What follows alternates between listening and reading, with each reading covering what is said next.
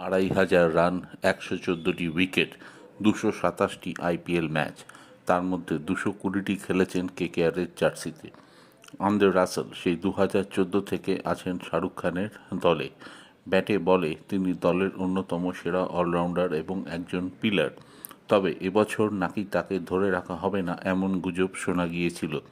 শোনা যাচ্ছে most probably Mumbai Indians তাকে ব্ল্যাঙ্ক চেক দিয়েছিল, কিন্তু রাসেল জানিয়ে দেন শাহরুখ খান দলের মালিক এবং কলকাতাকে তিনি ভালোবাসেন, তাই অর্থের কাছে বিকিয়ে গিয়ে সই করতে পারবেন না কেকেআর ছাড়া অন্য কোনো দলে।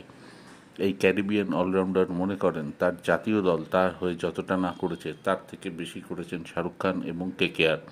সেই আনুগত্য রাসেল দেখিয়েছেন এবার। কলকাতার সমর্থকরা আশা করবেন এবারও কলকাতাকে চ্যাম্পিয়ন করার পেছনে রাসেলের একটা বিরাট অবদান থাকবে।